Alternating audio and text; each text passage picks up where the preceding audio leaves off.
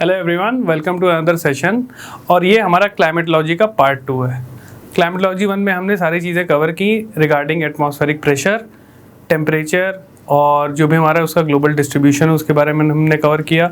फिर हमने प्रेसिपिटेशन के बारे में देखा, एटमॉस्फेरिक सर्कुलेशन देखा, राइट। अब इसमें हम उन चीज़ों को अप्लाई करके देखेंगे कि उनसे कौन से क्लाइमेटिक फिनोमेना ऑकर होते हैं, ठीक है, कौन से क्लाइमेटिक फिनोमेना बनते हैं इससे, राइट। तो सबसे पहले हम स्टार्ट करेंगे आज एयर मासेस एंड फ्रंट्स से, ठीक है। तो एयर मासेस होता क्या है, नाम से ही क्लियर है, बहुत ही simple concept. It is a large body of air having little horizontal variation in temperature and precipitation. Let's say आपका ये लैंड सरफेस है, ठीक है। लैंड के ऊपर लेट्स से ये कोई एयर का एक ब्लैंकेट है, ओके, एक लार्ज बॉडी ऑफ एयर है जिसमें हॉरिजॉन्टली टेम्परेचर और प्रेसिपिटेशन का वेरिएशन नहीं है। वर्टिकली आपको मिल सकता है बट हॉरिजॉन्टली एक यूनिफॉर्म टेम्परेचर और प्रेसिपिटेशन होगा, ठीक है। लेट्स से अगर इस एयर मास का टेम्परेचर लेट्स से 20 डिग्री है और इसमें लेट्स से जो भी ह्यूमिडिटी वगैरह है या फॉर्म्स या प्रेसिपिटेशन वगैरह है वो लेट्स से x है, तो वो कांस्टेंट आपको लगभग सिमिलर टाइप का मिलेगा इस पूरे एयर मास में, right.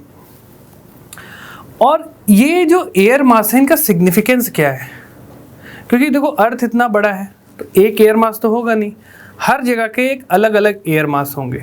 Let's say Sahara desert के ऊपर जो एयर मास होगा उसकी कुछ अलग प्रॉपर्टीज होंगी, वो गर्म होगा, राइट। उसका आपका जो टेम्परेचर ज़्यादा होगा, उसमें ह्यूमिडिटी वगैरह कम होगी।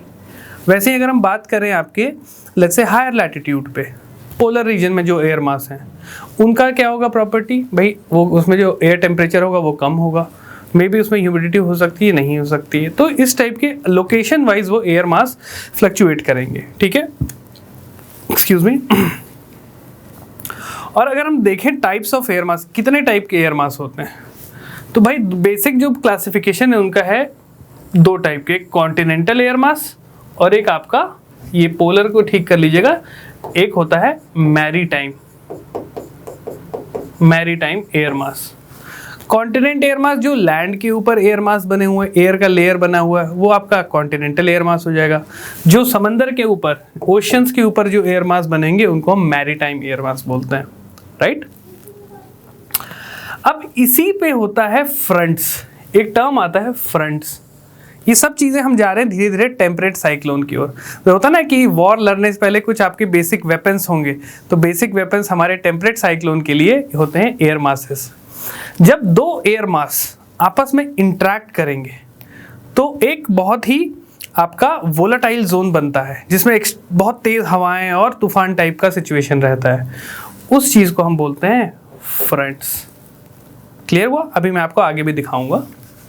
तो ये फ्रंट्स भी आपके बेसिकली 3 टाइप के होते हैं, 4 टाइप के, cold front, warm front, stationary front and occluded front.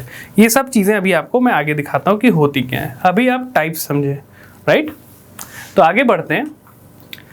अब देखो जो चीज़ मैं बोल रहा था आपको, लैंड के ऊपर ये देखो एक पूरा एक एयर मास है ये, ठीक है, इसको बोला गया टी, राइट, सी। अभी टी क्या होता है ये भी आपको चीजें बताऊंगा मैं। ओशियन के ऊपर देखो जो एयर मास बना हुआ है इसको बोला गया है MT, maritime tropical, continental tropical, ठीक है। और भी आप देख पाओगे यहाँ पे थोड़ा ऊपर आप गए तो ये बना है CP, कॉन्टिनेंटल पोलर। ओशियन के ऊपर जो चीज बना है इसको बोल दिया गया है मैरीटाइम पोलर, ठीक। तो कॉन्टिनेंटल एयर मास और मैरीटाइम एयर मास ये आपको आई थिंक क्लियर हो गया होगा। जो हवा का लेयर या एयर का जो ये ब्लैंकेट है कॉन्टिनेंट्स पे बना है उसको हम कॉन्टिनेंटल एयर मास बोल देंगे। अब ये टी और पी क्या है, देखो जो भी एयर मास चाहे वो कॉन्टिनेंटल हो चाहे वो मैरीटाइम हो, अगर वो ट्रॉपिकल रीजन्स में बन रहा है तो उसको हम MTS या फिर आपका CT बोल देंगे। जो एयर मासेस पोलर रीजन में है, ठीक है, polar region, higher latitudes, right, near to poles, वो अगर कॉन्टिनेंट पे बन रहे तो उनको कॉन्टिनेंटल पोलर बोल दिया जाता है। वही चीज़ अगर ओशंस पे बन रही तो उसको मैरीटाइम पोलर बोल दिया जाता है। तो अगर मैं आपको बताऊं continental air mass and maritime air mass, ये आपका ट्रॉपिकल हो सकता है या फिर पोलर हो सकता है। ये भी आपका मैरीटाइम ट्रॉपिकल हो सकता है और मैरीटाइम पोलर हो सकता है। ये दो बेसिक डिविजन्स हैं। देखो जब हम ऑप्शनल पढ़ते तो और भी छोटे छोटे अलग अलग टाइप के एयर मास आ जाते हैं। मल्टीपल इसका परम्यूटेशन कॉम्बिनेशन करके हम बना सकते हैं कि इक्वेटोरियल रीजन के लिए एम बोल लो, कॉन्टिनेंटल इक्वेटोरियल पे वो आप सी बोल सकते हो। तो लेकिन जो ब्रॉड है वो ट्रॉपिकल और पोलर पे हम लेके चलेंगे, ठीक है। अब देखो यहाँ पे अगर आप देख पा रहे हो ये एक मैरीटाइम ट्रॉपिकल एयर मास है और ये मैरीटाइम पोलर एयर मास है, तो इनकी प्रॉपर्टीज भी डिफरेंट होंगी। इसका आपको पता है टेम्परेचर इसका ज़्यादा होगा, इसमें कम होगा। कोल्ड है तो वहाँ पे ड्राइनेस ज़्यादा रहेगी, इसमें ह्यूमिडिटी ज़्यादा रहेगी ट्रॉपिकल वाले में। अब लेट्स से ये एयर मास ऐसे मूव किया और ये एयर मास इधर मूव किया, तो जिस एरिया में ये इंटरैक्ट करेंगे वहाँ पे बहुत ही फ्रीक्वेंट चेंजेस ऑफ टेम्परेचर और वेदर बड़ा तेज चेंज होता है। अचानक बारिश, आंधी, तूफान ये सब चीज़ें आने लगेंगी, थंडर स्टॉर्म, लाइटनिंग ये सब चीज़ें हो सकती हैं, ठीक है।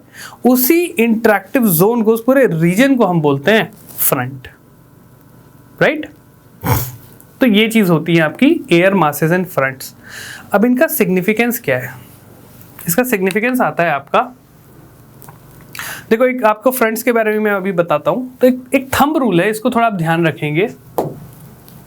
देखो मैंने क्या बताया था, फ्रंट्स आपके जो ब्रॉड डिवीजन है ये आपका है, एक आपका होता है कोल्ड फ्रंट, एक होता है आपका वार्म फ्रंट। हमने और भी देखा है कि ओक्लूडेड फ्रंट और स्टेशनरी फ्रंट, ये दो मैं आपको भी बताऊंगा जब हम टेम्परेट साइक्लोन की ओर धीरे धीरे बढ़ेंगे। अभी आप ध्यान दो कोल्ड फ्रंट और वार्म फ्रंट इसके बारे में। तो एक थंब रूल बोलते हैं, बहुत अच्छा ये थंब रूल है, इसको आप लोग ध्यान रख सकते हैं। अगर colder air is replacing warmer air, अगर जब ठंडी हवा गर्म हवा को रिप्लेस कर रही है, यहाँ से कोल्ड एयर आ रही है और यहाँ पे लेट्स से वार्म एयर है,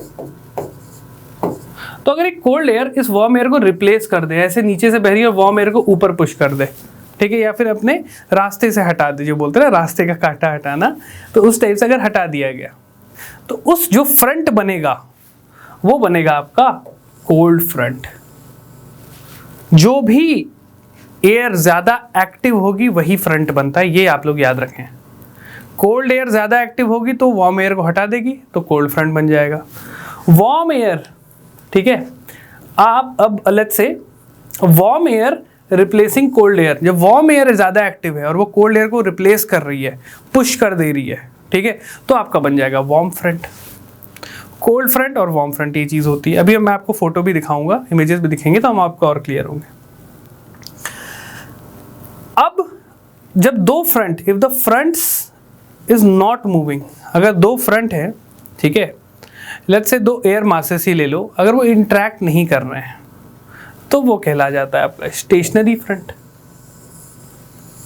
ठीक है। दो एयर मासेस इंटरैक्ट नहीं कर रहे हैं अभी तो वो स्टेशनरी फ्रंट होगा। लेट्स से एक फ्रंट आता है आपका यहाँ से cold front, cold air mass, और ये वार्म एयर मास, राइट।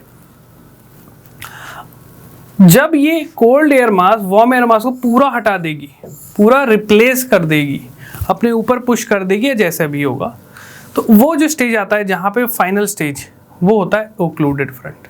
अभी हम इसको आगे देखते हैं। ये देखो, ये है कोल्ड फ्रंट का डायग्राम, ये देख रहे हो, ये जो ब्लू वाला है ये रीजन, ये आपका कोल्ड एयर है।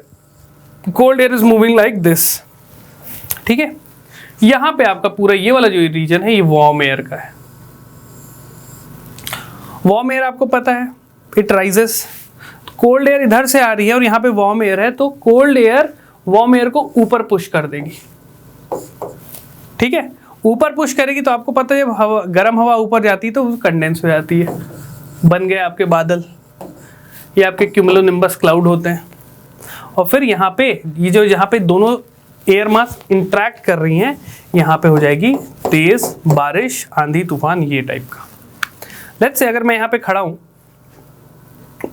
तो मुझे क्या फील होगा कि ठंडी हवा ऐसे आ रही है, पीछे से गर्म हवा जा रही है मेरे ऊपर, और अचानक से फिर दोनों में मिलती हैं, इंटरेक्ट करती है, बहुत तेज़ वहाँ पे वेदर चेंज होता है, अचानक से तेज़ बारिश आंधी तूफान आ जाती है। तो ये होता है आपका cold front. Cold air is more active and it is pushing the warm air, उसको रिप्लेस कर दे रही है, उसको पुश कर दे रही है ऊपर। तो क्या हो रहा है, कोल्ड एयर रिप्लेस कर दे रही है वार्म एयर को। इसको ये फ्रंट जो बनेगा, ये जो फ्रंट बनेगा इंटरैक्टिव जोन, ये आपका हो जाएगा कोल्ड फ्रंट। सिंपल सी चीज़ है।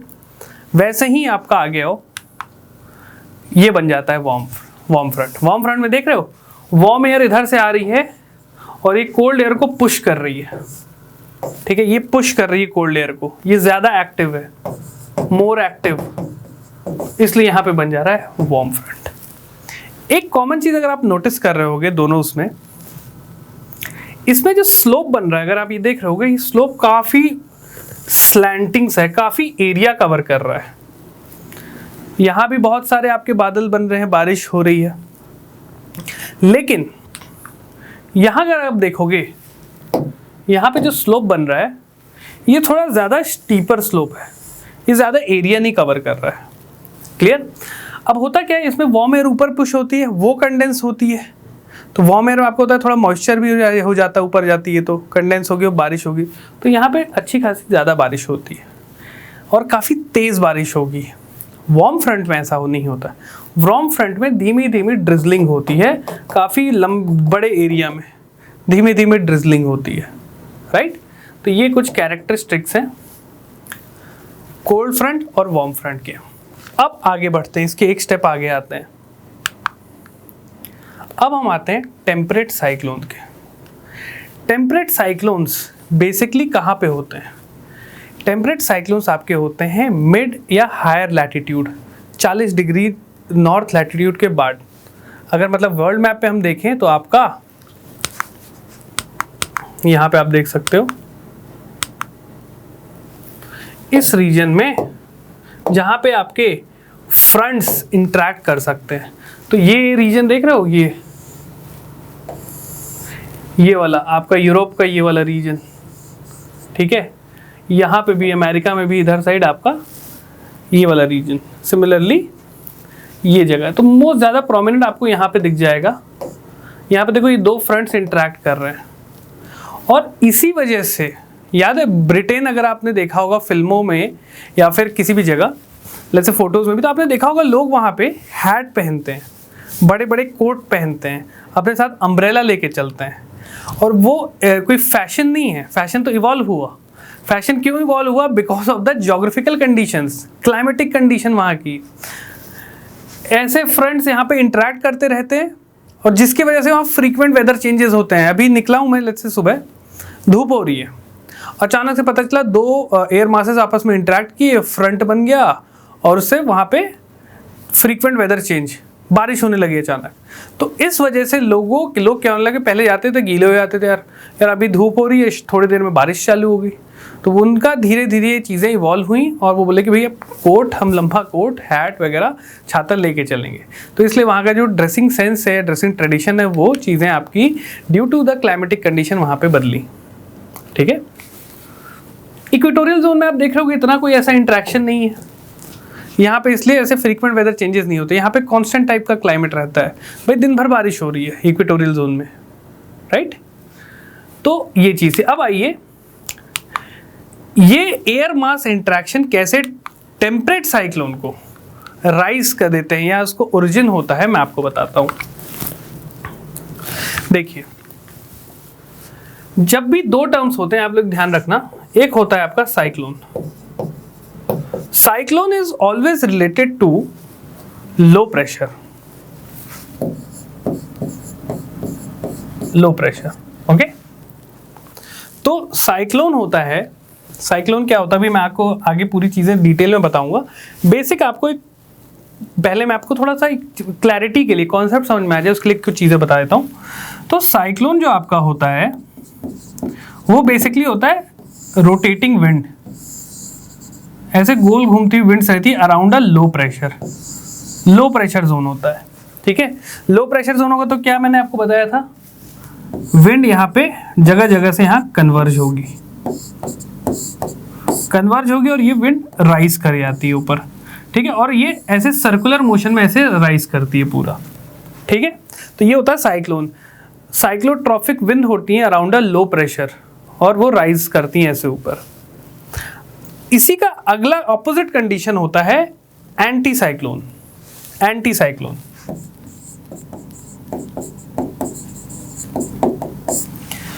साइक्लोन में जो विंड्स होती है एक लो प्रेशर के अराउंड रोटेट करती हैं। एंटी साइक्लोन में होता है सरफेस पे हाई प्रेशर बना रहता है। हाई प्रेशर मतलब ऊपर से विंड आपकी सिंक कर रही होगी, एयर सिंक कर रही होगी, ऑलराइट, और यहाँ पे ऐसे एयर उसके अराउंड ऐसे रोटेट कर रही। तो ये होता है एंटी साइक्लोन।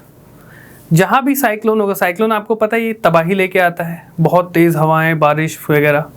एंटी साइक्लोन में काम वेदर कंडीशन, सिंकिंग एयर होती है। तो इस टाइप के आपके मतलब वायलेंट अर्थ ये सब चीज़ें नहीं होती हैं, ठीक। तो ये चीज़ें मैंने आपको बता दी। अब देखो टेम्परेट साइक्लोन, यहाँ पे आप देख पा रहे हो ये एक वार्म एयर मास है। लेट्स से एक वार्म एयर मास यहाँ पे है, लेट्स से आप इसको बोल सकते हो मैरीटाइम ट्रॉपिकल, ठीक है। ऊपर से कोल्ड एयर मास है ऐसे, ये लेट्स से हमने बोल दिया कॉन्टिनेंटल पोलर। कॉन्टिनेंटल पोलर दो एयर मासेस हैं, अभी इंट्रैक्शन नहीं हो रहा है, तो कैसा फ्रंट वहां बना हुआ है? स्टेशनरी फ्रंट, ठीक है। फ्रंट क्लियर हुआ जब दो एयर मास जहां इंट्रैक्ट करेंगी ना, तो वहां पे जो बीच का रीजन है जहां पे वो इंट्रैक्ट कर रही है वो बोलते हैं फ्रंट्स, ठीक है। इंडिया का जो फ्रंटियर बोला जाता है ना, इंडिया की फ्रंटियर, इंडिया की बाउंड्री, ठीक है, तो वैसे ही इनका फ्रंट्स होता है एयर मासेस का। अब क्या हुआ, जैसे जैसे टेम्परेचर कंट्रास्ट हो, ऊपर या बहुत ठंडा है, नीचे बहुत गर्म है, तो क्या होता है यहाँ पे एक लो प्रेशर जोन क्रिएट होता है। अभी लो प्रेशर जोन कैसे क्रिएट होता है इसके पीछे मल्टीपल थ्योरीज हैं, we don't have to go in that detail, बस आप समझो यहाँ पे एक लो प्रेशर जोन क्रिएट होता है। बीच में लो प्रेशर जोन क्रिएट हुआ तो क्या हुआ, ये देख रहे हो, विंड स्टार्ट टू रोटेट। ये एक लो प्रेशर जोन के अराउंड यहाँ से कोल्ड फ्रंट थोड़ा टर्न होने लगी, उधर से वार्म फ्रंट इसके अराउंड मूव करने लगी। तो वार्म एयर ऐसे मूव करने लगा और कोल्ड एयर ऐसे, ठीक है, टेम्परेचर कंट्रास्ट है। अब देखो यहाँ पे कोल्ड एयर मूव कर रही है, एक्टिव है, और यहाँ पे वार्म एयर इधर पे एक्टिव है, तो यहाँ पे क्या बनेगा? कोल्ड फ्रंट, और इस वाले पोर्शन में वार्म फ्रंट बनेगा, क्योंकि यहाँ पे वार्म एयर ज़्यादा एक्टिव है इधर साइड, पीछे से कोल्ड एयर ज़्यादा एक्टिव है, तो वहाँ पे कोल्ड फ्रंट बनेगा, ठीक है। अब धीरे धीरे ये जो लो प्रेशर है इंटेंसिफाई होने लगता है और स्ट्रॉन्ग होने लगता है, और ये जो विंड्स हैं वो और एकदम सर्कुलर मोशन में उसके अराउंड मूव करने लगती हैं। तो ये देखो, ये धीरे धीरे अगर आप देख रहे होगे, जो कोल्ड एयर का जो जोन है, कोल्ड फ्रंट का जोन है, ये बढ़ रहा है और वार्म फ्रंट का धीमे धीमे कम हो रहा है। क्यों? बिकॉज जो कोल्ड एयर है इट इज मोर फास्टर, ठीक है, और वो ज़्यादा एक्टिव रहती है। तो ये देख रहे हो रोटेशनल मोशन और ज़्यादा तेज हुआ। नेक्स्ट स्टेज ये देख रहे हो आप, ये धीरे धीरे पूरा जो कोल्ड एयर का जोन है और बड़ा होता है, वार्म फ्रंट का जो रीजन है वो छोटा होते जा रहा है। यहाँ पे देखो इतना बड़ा था वार्म फ्रंट का जोन, ये दिखा रहा है यहाँ और छोटा। क्यों? क्या शो कर रहा है कि कोल्ड एयर या कोल्ड फ्रंट ज़्यादा एक्टिव है आपका, ठीक है। मूव करते हैं, ये और कम हुआ। यहाँ पे देखो कोल्ड एयर पूरा इसने कैप्चर कर लिया, और वार्म, यहाँ पे देखो वार्म एयर को ये पूरा ऊपर ऐसे पुश कर देगा, ठीक है।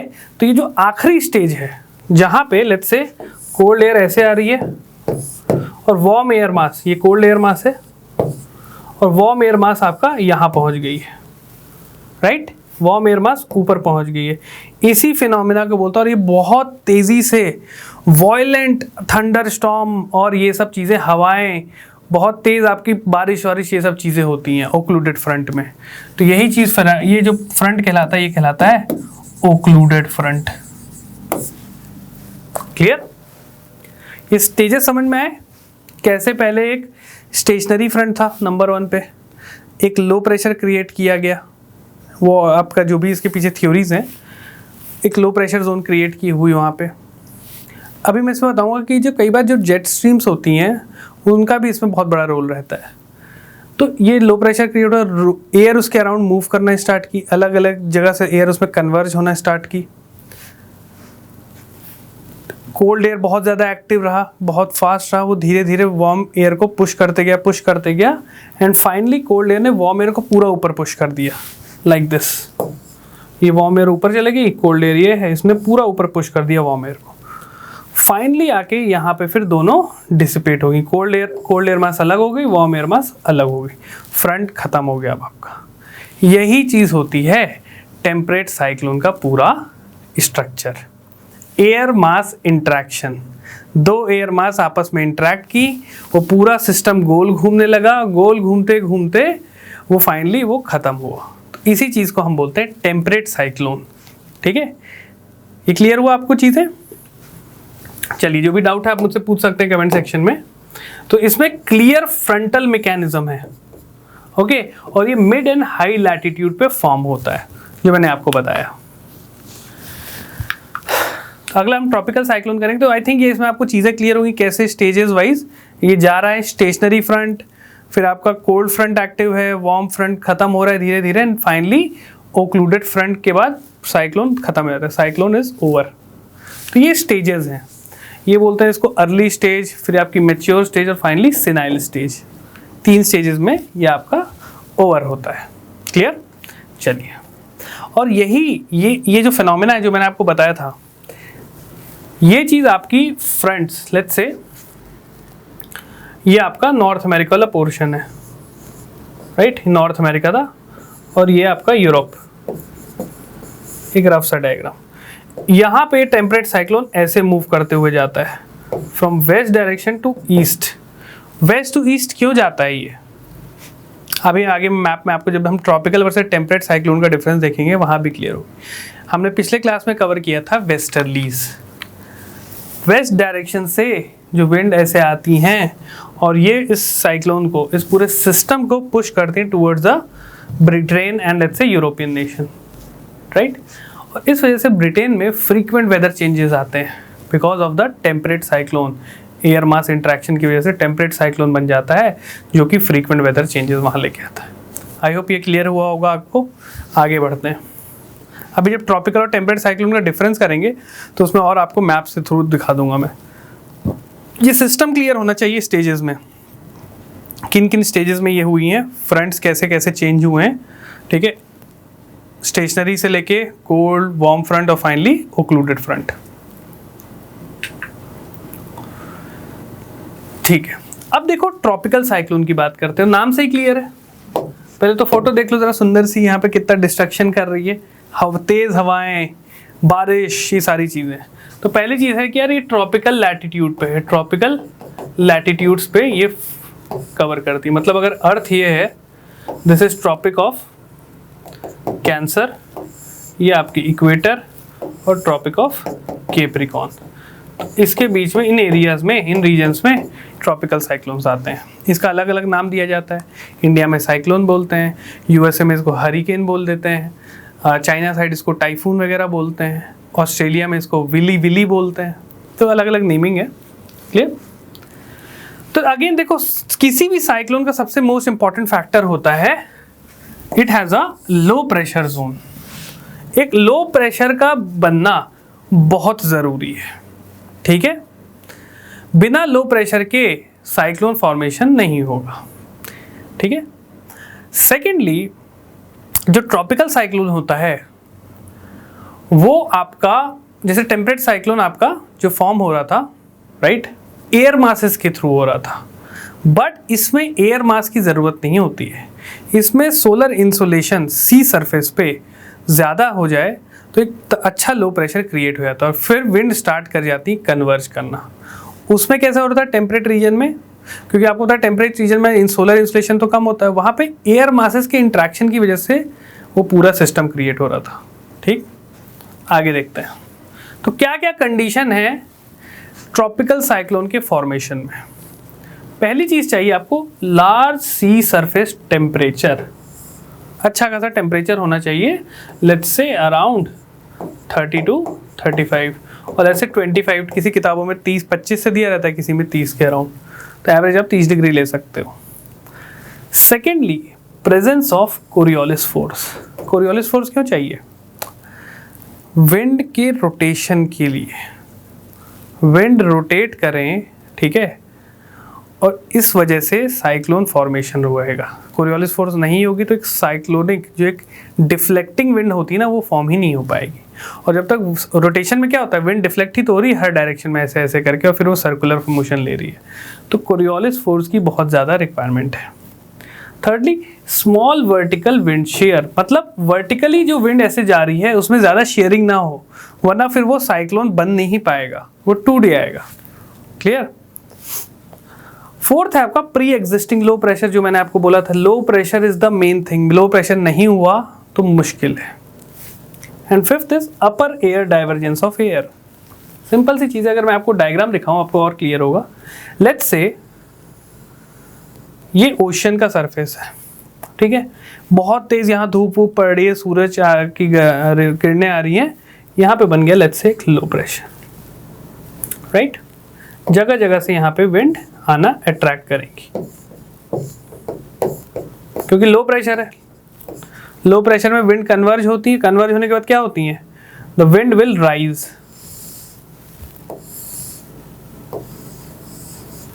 विंड राइज करती है। तो विंड ऐसे इसके अराउंड अपना ऐसे ऐसे राइज करेगी, और यहां पे आते ही क्या होगा, एक हाइट के बाद विंड और let's say the air will condense, condense होने के बाद फॉर्म कर देगा क्लाउड्स, क्यूमुलोनिम्बस क्लाउड्स बनते हैं। और फिर क्या होगा, जब ये ओवर सैचुरेटेड हो जाएंगे तो ये आपका रेनफॉल होने लगेगा, ठीक है। तो ये होता है पूरा ट्रॉपिकल साइक्लोन का फॉर्मेशन। ये मैंने आपको बता दिया, आगे यही चीजें आपको भी मिलेंगी। और देखो होता क्या नहीं, पूरा सिस्टम रोटेट करते रहता है। पूरा साइक्लोन जो अपने ये बना है, ये पूरा ऐसे रोटेट करते रहता है, और साथ ही साथ ये आगे बढ़ते रहता है ऐसे। उसमें वेस्टर्लीज थी, इसमें ईस्टर्लीज रहेंगी, ठीक है। आपने ये देखा था, हमने जो डायग्राम बनाया था वर्ल्ड के, उसमें तो आपका यहाँ पे आपको दिख रहा था कि ये जैसे ये इक्वेटर थी, तो यहाँ पे आपकी ऐसे ट्रेड विंड्स आ रही थी। तो यहाँ से ईस्टर्लीज मूव करती ना, वो थोड़ा ऐसे बेंड हो जाती, तो वो इसलिए उनको ट्रेड विंड्स बोलते हैं। नॉर्थ ईस्ट या साउथ ईस्ट ट्रेड विंड, वो बेसिकली ईस्टर्लीज ही होती हैं, जो कि कोरियोलिस की वजह से डिफ्लेक्ट करे आती हैं, ठीक है। चलो, तो देखो यही चीज होती जो मैंने आपको बताई, साइक्लोन फॉर्मेशन। इसमें कुछ अलग अलग टर्म्स होते हैं, उसको हमको फोकस करना पड़ेगा। आप यहाँ पे देख पा रहे हो, यहाँ पे एक लो प्रेशर बना है, बीच में सेंटर में एक लो प्रेशर जोन है, एक्सट्रीम लो प्रेशर, उसको हम बोलते हैं आई ऑफ द साइक्लोन, ठीक है। यहाँ पे विंड आती हैं और कन्वर्ज होती हैं, विंड आई और कन्वर्ज होती हैं। सो विंड आपकी ऐसे राइज करेगी और फिर ऊपर जाके देखो क्लाउड फॉर्मेशन, राइट। ऊपर देखो, ऊपर मैंने क्या बताया, जब भी सरफेस पे, आपको मैंने ये चीज बताई होगी, सरफेस पे जब भी लो प्रेशर रहेगा, इसके ऊपर एटमॉस्फेयर में यहाँ पे हाई प्रेशर जोन होगा। लो प्रेशर में एयर कन्वर्ज करती है, राइज करती है ऊपर, और ऊपर हाई प्रेशर, तो हाई प्रेशर में एयर डाइवर्ज कर जाएगी। यही सिस्टम होता है साइक्लोन का, जो प्री कंडीशन। यहाँ पे लो प्रेशर बना, विंड यहाँ पे हर दिशाओं से कन्वर्ज की, विंड ऊपर राइज की, और फार्मली आके ऊपर क्लाउड फॉर्म कर दी, कंडेंस हो गई। और ऊपर अपर एयर में डाइवर्जेंस होता है, विंड ऐसे बाहर निकल रही थी, इसलिए देखो डाइवर्ज हुई और वो कंडेंस हुई, ठीक है। तो ऊपर हाई प्रेशर बन रहा होगा। हाई प्रेशर से क्या होता है, देख रहे हो यहाँ विंड नीचे सिंक भी कर रही है, आई यहाँ पे अपने इस रीजन में, राइट। तो आप सोचोगे सर विंड तो ऊपर से सिंक करे, तो ऊपर एयर कैसे बह रही है, तो एयर यहाँ पे आई वॉल पे ऊपर मूव करती है। तो आप ये अगर पोर्शन देख रहे हो, तो ये तो हो गया आई, आई के बगल में आप ये वॉल टाइप का देख रहे होगे।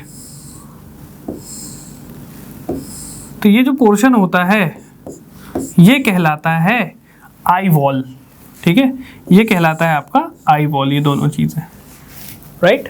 और जो बीच वाला पोर्शन है ये कहलाता है आई, वोल्केनो की आई, जो कि एक्सट्रीम लो प्रेशर होता है। और विंड इधर ही कन्वर्ज होती है, और विंड राइज कहाँ करेगी, आई वॉल पे ऐसे ऐसे करके राइज करती है, ये ऐसे राइज करके ऊपर जाके ऐसे डाइवर्ज हो जाएगी और यहाँ पे ये कंडेंस हो जाएगी। तो इसलिए जो आई वॉल होती है वो रहती है अगर उस रीजन में आप पहुंच गए तो बहुत तेज हवाएं बह रही होंगी, क्योंकि विंड ऐसे ऐसे राइज कर रही है ऊपर।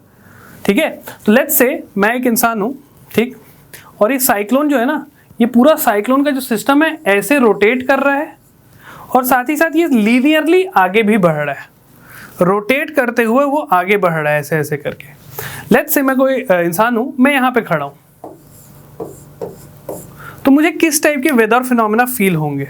सबसे पहले तो देखो यार, क्लाउड बने हो तो बारिश हो रही होगी, ठीक, तो मेरे ऊपर हल्की हल्की बारिश आएगी आएगी आएगी, फिर मेरे को क्या हिट करेगा, मेरे को हिट करेगा आपका आई वॉल।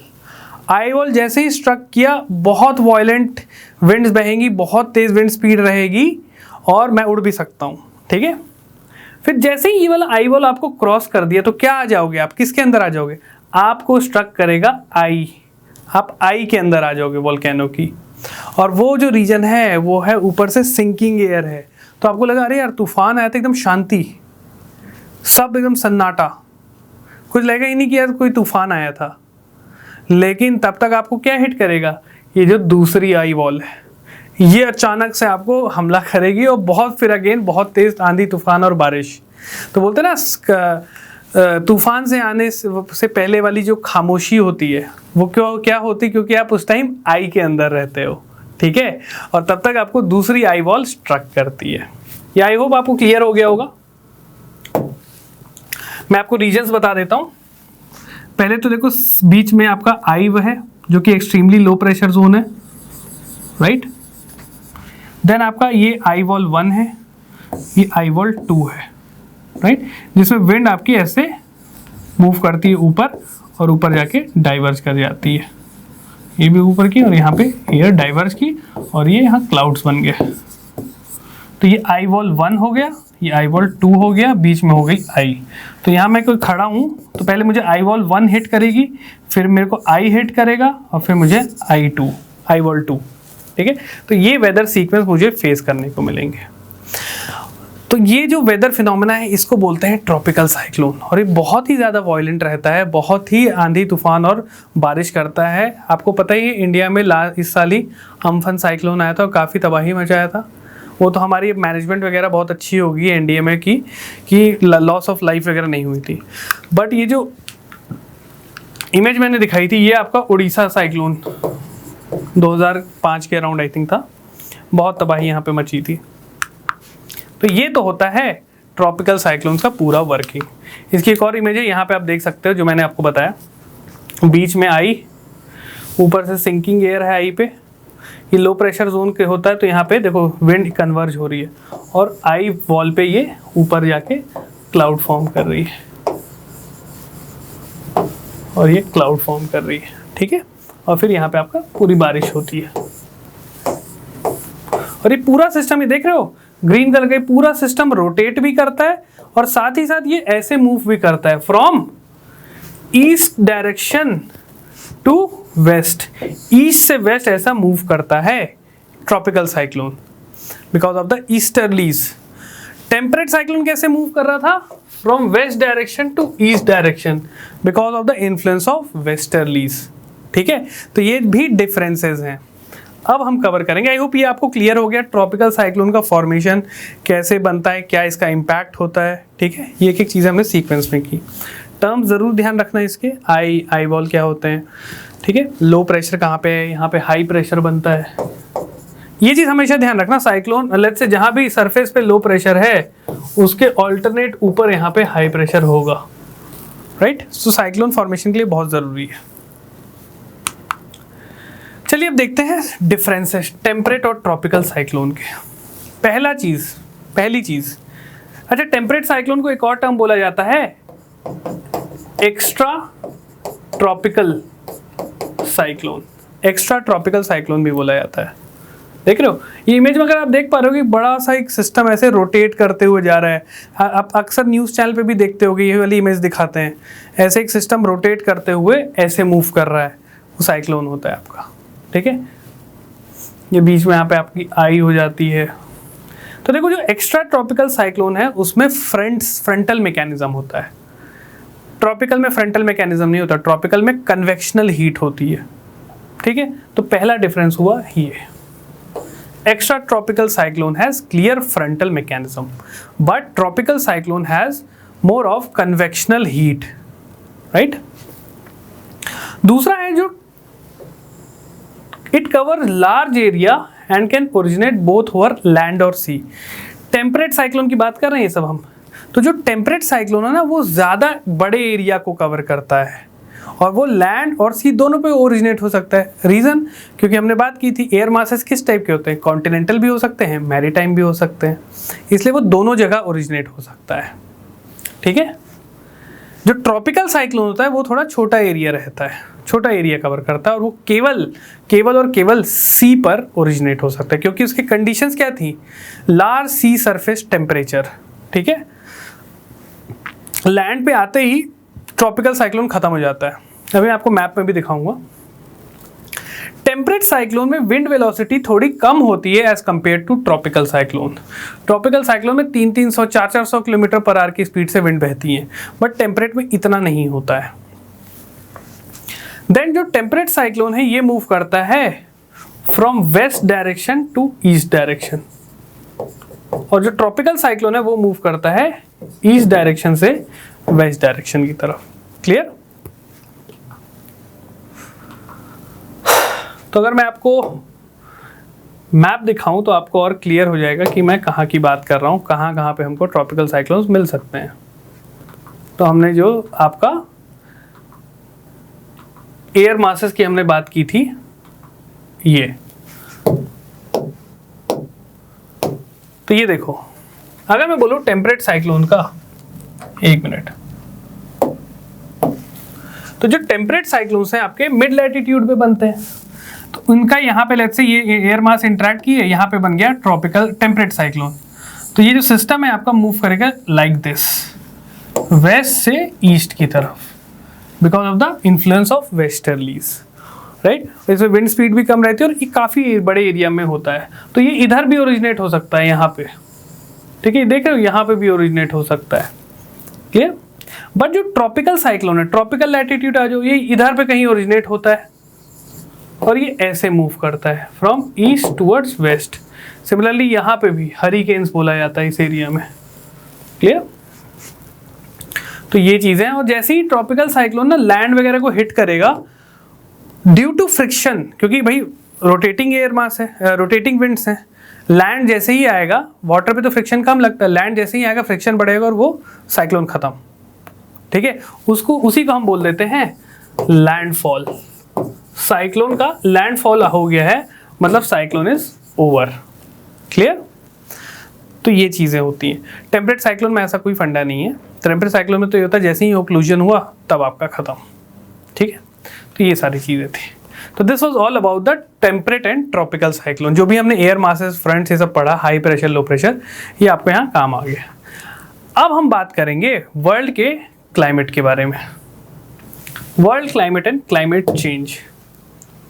तो देख रहे हो इमेज ही आपको दिखा रही है कि यार एक साइड काफ़ी ग्रीनरी है और दूसरे साइड एकदम सूखा।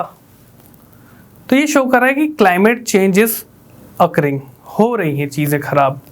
ठीक है, तो ये क्लाइमेट चेंज में सबसे पहले ना कोपेन ने क्लासिफिकेशन दी थी। कोपेन ये एक जर्मन थे, जर्मन, राइट। तो इसने क्लासिफिकेशन दी थी, वर्ल्ड को अलग अलग क्लाइमेटिक जोन में बांटा था। किस बेसिस पे बांटा था? उसने जो बेसिस ली थी, उसने ली थी आपका vegetation as the basis, vegetation and precipitation. इन दो बेसिस पे उसने एक क्लासिफिकेशन की थी और वर्ल्ड को अलग अलग क्लाइमेटिक जोन पे बांटा था। उसने एक क्लाइमेटिक मैप ही बना दिया था। तो ये कहलाती है आपकी Koppen scheme of climate, classification of climate. ठीक है, तो distribution of vegetation and climate के बेसिस पे उसने, क्लाइमेट में भी क्या, प्रेसिपिटेशन, उसके बेसिस पे वर्ल्ड को क्लासिफाई किया था। तो उसने 5 मेजर क्लाइमेटिक ग्रुप्स बताए थे, पूरे वर्ल्ड को उसने 5 मेजर क्लाइमेटिक जोन में बांटा था। तो मैं आपको बता देता हूँ, ये थे वो। पहला था आपका tropical zone, dry climate, warm temperate region, cold snow, cold climate and highlands, right. Highlands तो बाद में आए थे, पहले ई तक ही था, ओके। और उसने अलग अलग नेमिंग कर दी थी। ट्रॉपिकल टाइप ऑफ क्लाइमेट को उसने डिनोट कर दिया था ए से, ड्राई क्लाइमेट को उसने डिनोट किया बी, वार्म टेम्परेट को सी, और cold forest, cold snow forest climate को डी बोला गया, और cold tundra type of climate जो बोलते हैं उसको बोला इसने ई से डिनोट किया। तो अगर मैं दिखाऊं इसको,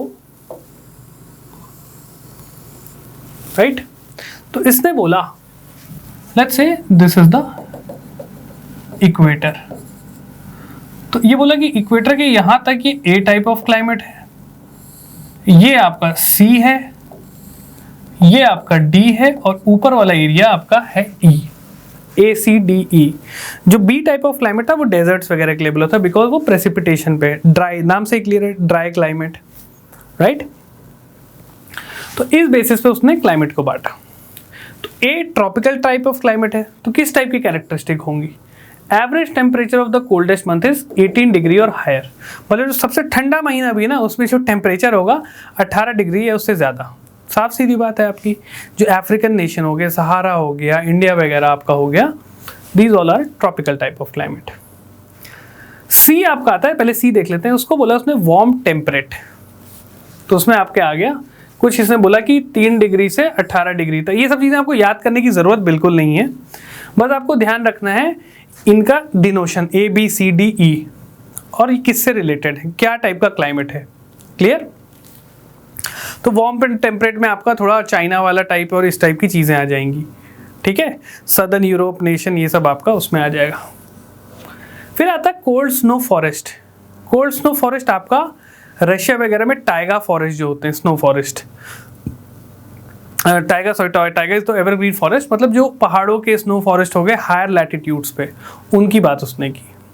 और फिर उसने बोला ई होता है टुंड्रा टाइप ऑफ क्लाइमेट, मतलब एकदम पोलर रीजन वाला हिसाब, जहाँ पे life is very little, polar bear ये जो लोग रहते हैं, इस टाइप की चीज़ें, वो होगा आपका कोल्ड टाइप ऑफ क्लाइमेट, ठीक है। चलो एक एक करके सबको देख लेते हैं। इसने फिर इसके और कुछ सब डिवीजन किए थे कि ट्रॉपिकल को भी ट्रॉपिकल वेट, ट्रॉपिकल मानसून, ये सब में डिवाइड कर दिया था, राइट। ड्राई क्लाइमेट जो डेजर्ट टाइप के थे उसको ग्रासलैंड्स में कर दिया था, tropical desert, mid latitudinal desert इसमें डिवाइड कर दिया था। तो आप पहले देख लो वर्ल्ड मैप पे कि किस किस लोकेशन की बात कर रही है ब्रॉडली। बाकी जो क्वेश्चंस आते हैं वो इसमें से जितना ज़्यादा पूछा नहीं आता है, बट एक ओवरऑल क्लाइमेट का आइडिया होना चाहिए आपको, ठीक है। ई टाइप ऑफ क्लाइमेट जैसे मैंने बोला, tundra type of climate, polar ice, ये चीज़ें आपको पता होनी चाहिए, राइट। चलो तो पहले बात करते हैं ग्रुप ए की, that is tropical humid climate, जिसको ए से डिनोट किया गया था, ओके। तो ये देखो इस टाइप का कुछ रहता है, बीचेस जैसे मलेशिया, थाईलैंड, ये जो हो गया आपका ट्रॉपिकल टाइप ऑफ क्लाइमेट, जैसे गोवा में आपको फील होता है वैसा वाला हिसाब। तो देखो इसमें इसने बोल दिया रेनफॉल के हिसाब से इसने और डिवाइड कर दिया। आपका AF को बोल दिया ट्रॉपिकल वेट क्लाइमेट, जहां पे भाई 12 महीने बारिश वारिश हो रही है, उसको बोल दिया ट्रॉपिकल वेट क्लाइमेट। फिर आपका आता है ट्रॉपिकल मानसून क्लाइमेट, जिसको डिनोट किया AM। मतलब ये किसकी बात हो रही है? Tropical monsoon, India type of climate, right. फिर एक होता है tropical wet and dry climate, AW उसने बोल दिया। अभी हम मैप भी देखेंगे उसमें और आपको क्लियर होगा। इंडिया में जब मैं आपको कराऊंगा ना तो उसमें ज़्यादा क्लैरिटी आएगी कि इंडिया में ये सब चीज़ें कहाँ हैं, सब चीज़ें इंडिया पे अप्लाई होंगी, ठीक है। फिर ग्रुप बी में बोल दिया इसने ड्राई क्लाइमेट्स। ये बेसिस था आपका प्रेसिपिटेशन के बेसिस पे, कितनी ज़्यादा वहाँ बारिश हो रही है। तो एक बोल दिया कि सब ट्रॉपिकल आपके स्टेपीज, सब ट्रॉपिकल स्टेपीज जो ग्रासलैंड्स होते हैं हमारे, स्टेपी ग्रासलैंड वगैरह, ये सब आपके सब ट्रॉपिकल हो गए। और फिर आपके सब ट्रॉपिकल डेजर्ट, जैसे आपका सहारा डेजर्ट हो गया, थार डेजर्ट हो गया, ये सब आपके सब ट्रॉपिकल डेजर्ट्स। तो ये प्रेसिपिटेशन के बेसिस पर उसने अलग अलग कुछ टर्म्स दे दी, तो वो सब याद करने की ज़रूरत नहीं पूछता वो सब, बट ये आपको ध्यान रखना है ए बी क्या है। तो ये देखो यहाँ पे आपको मैप दिखेगा और यहाँ पे आपको क्लैरिटी आएगी कि मैं किसकी बात कर रहा हूँ। ये है आपका pink one, A type of climate, पूरा ट्रॉपिकल रीजन देख रहे हो, इंडिया, कॉन्गो, ये सब आपका साउथ अमेरिका, ब्राज़ील। तो ए टाइप में आपको पता है ट्रॉपिकल रीजन मतलब फॉरेस्ट जहाँ बहुत होगा। यहाँ पे आपका अमेज़न फॉरेस्ट है, लश ग्रीन, इंडिया में तो है ही यहाँ पे, अफ्रीका, ये आपका पूरा इंडोनेशिया, थाईलैंड, मलेशिया, ये आ जाते हैं ए टाइप ऑफ क्लाइमेट में, दिस पिंक वन, राइट। फिर आपके आते हैं बी टाइप ऑफ क्लाइमेट, ये मैं बी बोल दिया इसने, ये येलो वाले आपके हैं, डेजर्ट्स हो गए, जहां भी डेजर्ट्स दिख रहे हैं सब आपके B type of climate, right. Then we have the C, green one, temperate type, जो भी ग्रीन वन है, टेम्परेट मतलब आपके हायर लैटिट्यूड, मिड और हायर लैटिट्यूड की बात हो रही, तो देख रहे हो यूएस, यूरोप, आपका नॉर्दर्न चाइना, नीचे साइड यहाँ पे, ये सब हायर लैटिट्यूड, मिड और हायर लैटिट्यूड वाले हैं।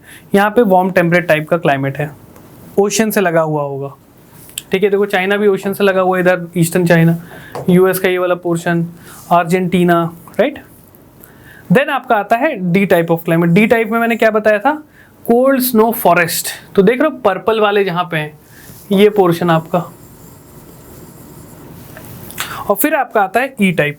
ई टाइप एकदम टुंड्रा रीजन, यहाँ पे देखो ग्रीन वाला, ये आपका ये टुंड्रा रीजन हो गया, ई टाइप ऑफ क्लाइमेट, राइट। तो ये सारी चीजें, अंटार्कटिका आपका ई टाइप ऑफ में आ जाएगा। तो ये ब्रॉड डिविजन्स हैं पूरे वर्ल्ड के अलग अलग क्लाइमेट के, ठीक है। यहाँ होप क्लियर हो गया होगा, A B C D E सारी चीजें, ठीक है। अब देखो ग्रुप सी में जो था हमारा वार्म टेम्परेट रीजन, तो mid latitude type of climate, right. तो ये इसमें आपके आ जाते हैं, देखो इस टाइप के, सी की बात कर रहे हैं तो CWA हो गया, ह्यूमिड सब ट्रॉपिकल क्लाइमेट। CS हो गया मेडिटेरेनियन के लिए, ये बहुत इंपॉर्टेंट है। मेडिटेरेनियन क्लाइमेट इसी टाइप का होता है आपका, आपने देखा ही होगा इटली वगैरह, ठीक है। मेडिटेरेनियन सी के आसपास के जो भी कंट्रीज हैं उसमें मेडिटेरेनियन टाइप ऑफ क्लाइमेट होता है। इटली हो गया आपका, नॉर्थ अमेरिका, नॉर्थ अफ्रीकन कुछ कंट्रीज होगी उनका पोर्शन रहता है, ठीक है। ग्रीस, इस टाइप के। इनका एक बहुत इंपॉर्टेंट फीचर रहता है मेडिटेरेनियन टाइप ऑफ क्लाइमेट का, CS का याद रखना। यहाँ पे समर ड्राई होता है, समर सीजन ड्राई होता है, बट यहाँ विंटर में रेनफॉल होती है, विंटर रेनफॉल होती है। तो ये ध्यान रखना आप, ये बहुत इंपॉर्टेंट चीज़ थी, टेस्ट वेस्ट में भी पूछे जाते हैं, ओके। फिर ह्यूमिड सब ट्रॉपिकल क्लाइमेट, CFA आपका बोला गया इसने। और marine west coast climate, marine west coast climate, तो ये देखो मरीन वेस्ट कोस्ट ऐसा होता है आपका, ये वाला यूरोप का ये पोर्शन, ठीक है। मरीन मतलब समंदर से लगा हुआ क्लाइमेट, ठीक है, पोर्शन आपका, ये ध्यान रखना। वार्म टेम्परेट की जब भी बात की गई ना तो दिमाग में लगेगा मेडिटेरेनियन टाइप ऑफ क्लाइमेट की बात हो रही है, ठीक है। अब आता है group D, cold snow forest, ऐसे सुंदर से जर्मनी में इस टाइप की चीज़ें मिलती हैं आपको, और भी ऊपर जो हायर लैटिट्यूडनल है, रोमानिया वगैरह, उसमें आपको मिल जाएगा, ठीक है। तो इसमें अलग अलग DF और DW के, ये सब याद करने की ज़रूरत नहीं है आपको, याद होगा भी नहीं और करने की भी आवश्यकता नहीं है। तो ये ध्यान रखना, डी टाइप की कोल्ड स्नो फॉरेस्ट दिमाग में ले आना, ठीक है। बाकी सारी चीज़ें उसमें आपकी सॉल्वेबल है। फिर आता है आपका E type of climate, group E, tundra, देख रहे हो हाईलैंड्स बने हुए हैं, दूर दूर तक कोल्ड डेजर्ट, कुछ नहीं है। इस टाइप के रोडेंड्रॉन्स मिलते हैं यहाँ पे, एकदम लाल लाल हरे हरे कलर के फूल्स बहुत सारे, पोलर बियर वगैरह आपको मिल जाएगा। तो ये होता है आपका polar climate, E type of. तो ये चीज़ आपको बस ध्यान रखनी है, अच्छे से मैंने समझा भी दिया आपको, आई होप इसमें कोई इशू भी नहीं होगा। बस नाम याद रखना है, किस टाइप के फीचर्स हैं वो पता होने चाहिए, ठीक है। अब बढ़ते हैं, जो सबसे इंपॉर्टेंट चीज़ आती है हमारी, क्लाइमेट चेंज। मैं ये इसलिए इंपॉर्टेंट बोल रहा हूँ ना, जो भी हमने अभी चीज़ पढ़ी है ना, वो हम विजुलाइज कर पा रहे हैं कि नहीं, क्या वो हम एक्सपीरियंस कर पा रहे हैं कि नहीं एज अ ह्यूमन बीइंग। जी हाँ, वो हम बिल्कुल कर पा रहे हैं। Green house gas effect global warming, बड़े बड़े आइस कैप टूट के गिर जा रहे हैं, ख़त्म हो रहे हैं। और अभी जैसे अभी उत्तराखंड में जो चमोली डिजास्टर था उसमें एक बहुत बड़ा ग्लेशियर का टुकड़ा ही तो टूट के गिरा था due to global warming. Larsen C ice shelf, Antarctica का बहुत बड़ा आइस शेल्फ था, वो टूट के मेल्ट हुआ, right. Growing air pollution, CO2 का कॉन्सेंट्रेशन जो एटमॉस्फेयर में बढ़ रहा है, जिसके लिए हमने पेरिस पीस क्लाइमेट एग्रीमेंट, ये सब टाइप के मेगा लेवल पे हमने ये चीज़ें साइन की। ये सब क्यों कर रहा है? बिकॉज क्लाइमेट चेंज हो रहा है, इट इज़ अ रियलिटी, ठीक है। तो आइए कुछ बातें इसके बारे में देखते हैं। Change in climate is natural and a continuous process, ये होता है डेफिनेटली, बट क्लाइमेट चेंज, ये भी बोला गया था भाई क्लाइमेट चेंज की वजह से ही आपके इंडस वैली सिविलाइजेशन खत्म हुई। डायनासोर्स का भी बोला जाता है कि क्लाइमेट चेंज की वजह से उनके एक्सटिंक्शन हुआ, ठीक है, वो नेचुरल प्रोसेस है, फाइन। बट इस बीच एंथ्रोपोजेनिक रीजन्स की वजह से क्लाइमेट चेंज जल्दी हो रहा है, it is happening very fast, जो कि थ्रेट है ह्यूमन बीइंग के सर्वाइवल के लिए, राइट। तो इसके कुछ एविडेंसेस भी थे कि हाँ यार क्लाइमेट चेंज हो रहा है, कैसे पता चल रहा है। तो इन्होंने अलग अलग मशीनरीज और टेक्नोलॉजी की वजह से इन्होंने कुछ ट्रेस किए थे। इन्होंने मेजर किया कि जैसे हाई लैटिट्यूड्स जो रीजन है, ऑल्टीट्यूड रीजन्स हैं, वहाँ पे ग्लेशियर्स के रिट्रीट के साइंस मिले। मतलब ग्लेशियर्स जो थे आपके बर्फ आइस कैप्स वगैरह, वो सब रिट्रीट किए हैं, वो सब पिघल के नीचे गए हैं, इसके पूरे मार्क्स वगैरह उनको मिले हैं, ठीक है। फिर ऐसे ही sediment deposits in glacier lakes के अंदर जो डिपॉजिट्स हैं वो भी बताए थे, उससे भी पता चलता है कि यार हाँ आपके यहाँ पे क्लाइमेट चेंज हुआ है। तो इन सब स्टडीज़ के थ्रू पेड़ के जो रिंग्स होती है, पेड़ को कभी आप काटोगे ना तो बीच में से रिंग्स मिलेंगे आपको, उसके थ्रू भी पता चला है कि हाँ क्लाइमेट चेंज हुआ है। उन्होंने कुछ मेजर किया होगा, उसकी प्रॉपर्टीज़ कैसे थी, उसकी हार्डनेस कैसी थी, टेम्परेचर से कैसे आपकी इफेक्ट होती है, इन सब चीज़ों से वो आप स्टडी से इन्होंने पता किया। तो ये कुछ एविडेंसेस थे, राइट, कि यस क्लाइमेट चेंज हुआ है, जो कि नेचुरल प्रोसेस है, होता है। ऑलराइट, रिसेंट पास्ट में कुछ देखते हैं कैसे कैसे क्लाइमेट चेंज हुआ। ये देख रहे हो गाड़ियाँ डूबी हुई हैं, ठीक है। तो 1990s में recorded the warmest temperature of the century. 1990 में, डेकेड में पूरा 1990 से 2000 तक सबसे ज़्यादा टेम्परेचर आपका रिकॉर्ड किया गया था। सबसे ज़्यादा वर्स्ट फ्लड भी दुनिया में इसी डेकेड में आई थी, ठीक है। अब ये चीज़ें, इनकी इंटेंसिटी और बढ़ रही है। साहेल रीजन में सूखा पड़ गया। साहेल रीजन आपका अफ्रीका का ये वाला पोर्शन है,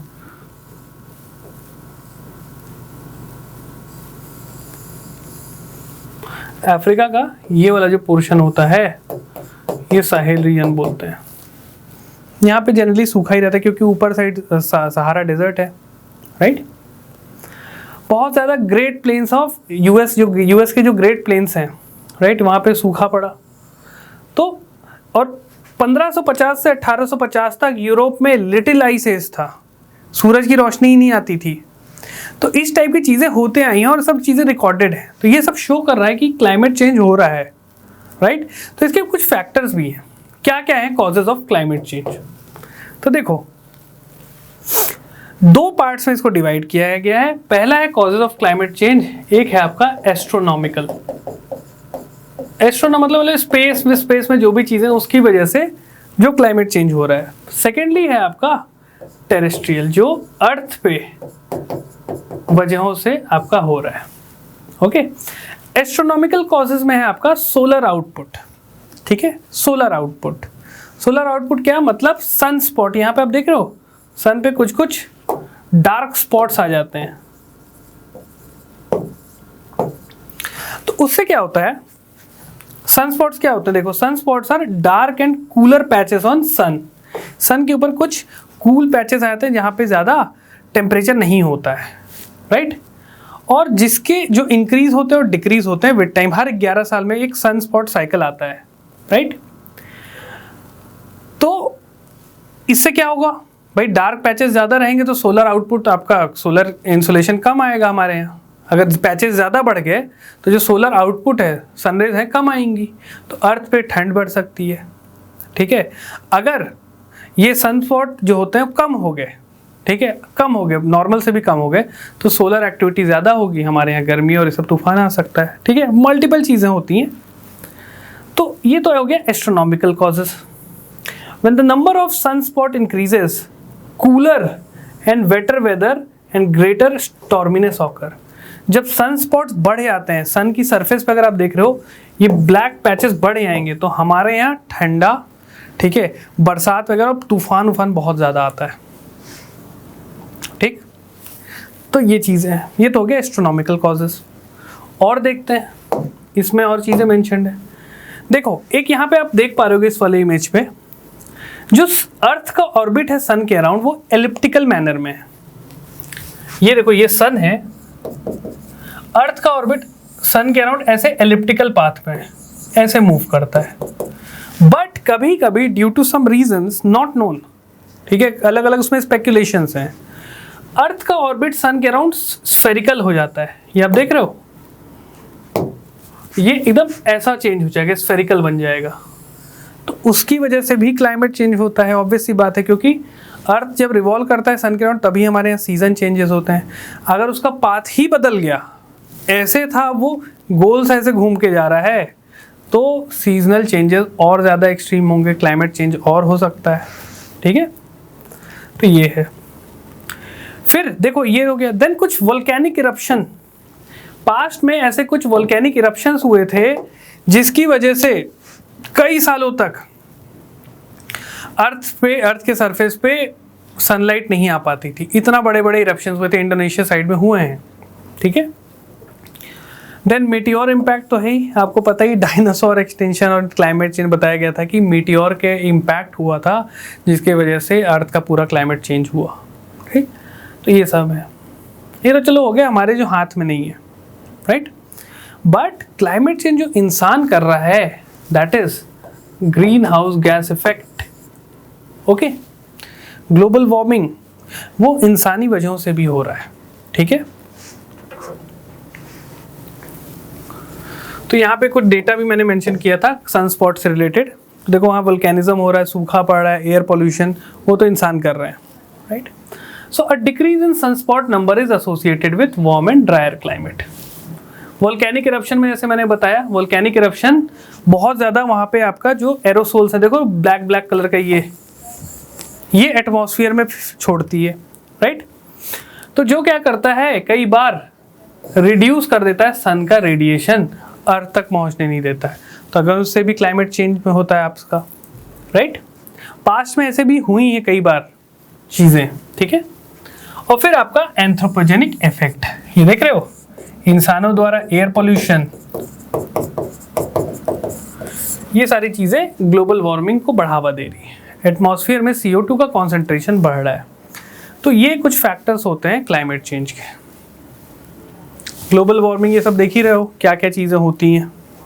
ये बहुत अच्छा एक इमेज मिला था, इसमें आप देख सकते हो ह्यूमन बींग्स की वजह से कौन कौन से इंपॉर्टेंट चीज़ें ये क्लाइमेट चेंज कर। देखो, सबसे सेंटर में क्या है, CO2 निकल रहा है फैक्ट्री से, जो कि एक एंथ्रोपोजेनिक कॉज है, ह्यूमन बीइंग कॉज कर रहा है, मैन मेड कॉज।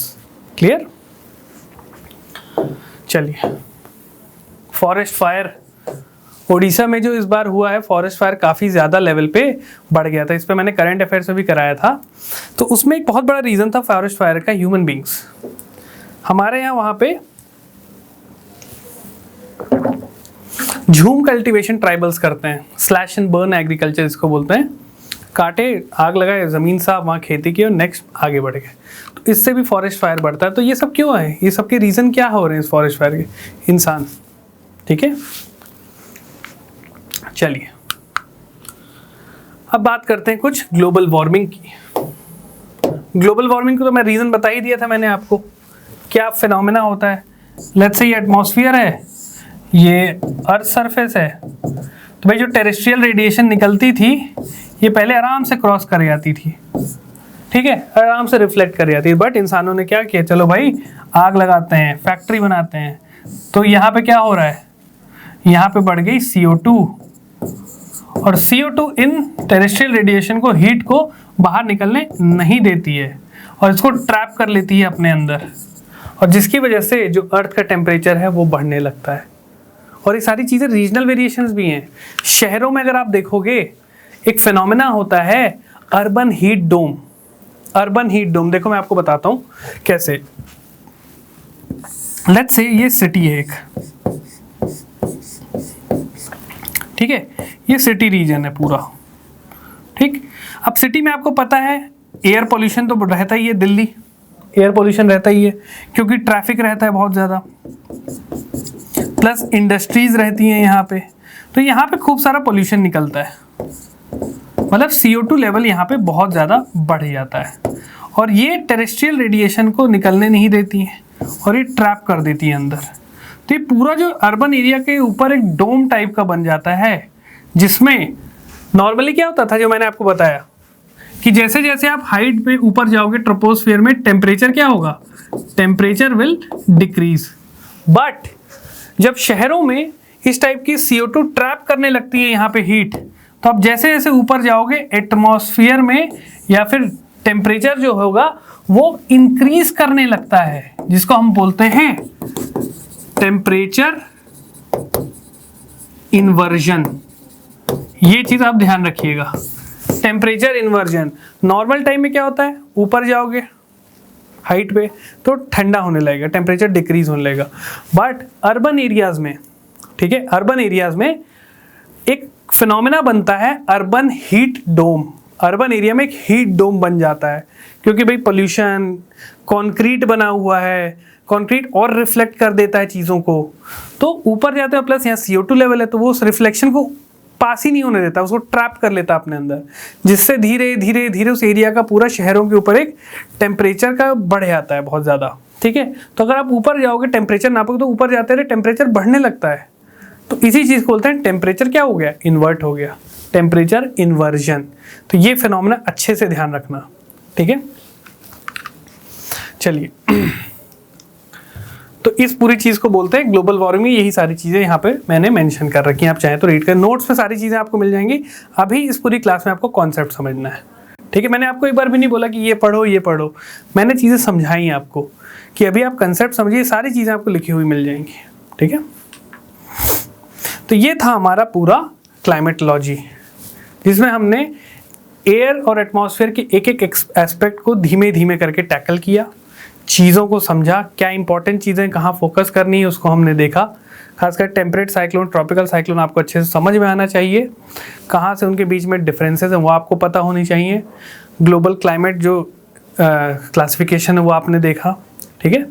और हमने जो काम किया है यहाँ पे क्लाइमेट चेंज का, इसके वेरियस फैक्टर, एंथ्रोपोजेनिक फैक्टर, इनके बारे में हमने चीज़ें समझी। करंट में जो भी चीज़ें हैं इनको आपको देखते रहना है कि क्लाइमेट चेंज से रिलेटेड ऐसे क्या क्या चीज़ हो रही है। कुछ अच्छे एग्जांपल्स हैं, उनको आप नोट डाउन कर सकते हैं, आप अपने आंसर्स में नोट कर सकते हैं, ठीक है। तो ये सब चीज़ें, और ज्योग्राफी और एनवायरनमेंट करंट अफेयर सीरीज़ में ये सब चीज़ें आती भी रहती हैं, राइट। तो अगर आप उसको फॉलो करते हैं तो उसमें आपको बहुत सारी चीज़ें मिल जाएंगी। जैसे हमने अभी उड़ीसा के फॉरेस्ट फायर की बात की, हमने बात की आपके जो ग्लेशियर लेक आउटबर्स्ट फ्लड है उत्तराखंड में जो भी हुआ उसके बारे में हमने देखा। These all are part of the recent climate change events, ठीक है। So this was all for today. अगले सेशन में हम अपना स्टार्ट करेंगे ओशनोग्राफी को, that is the ocean water component of the earth, ठीक है। चलिए अब आपसे मैं अगले सेशन में मिलता हूँ। Till then have a safe day, bye. Hi, अगर आपको ये लेक्चर पसंद आया तो हमारे चैनल को सब्सक्राइब कीजिए, और अगर आप यूपीएससी 2021 के प्रीलिम्स के लिए सीरियस हैं तो हमारा क्रैश कोर्स जरूर ज्वाइन कीजिए। कोर्स की डिटेल्स आपको हमारी वेबसाइट, जिसका लिंक डिस्क्रिप्शन सेक्शन में होगा, उस पर मिल जाएंगी। नहीं तो आप हमें कॉल कर सकते हैं नीचे दिए गए नंबर पर।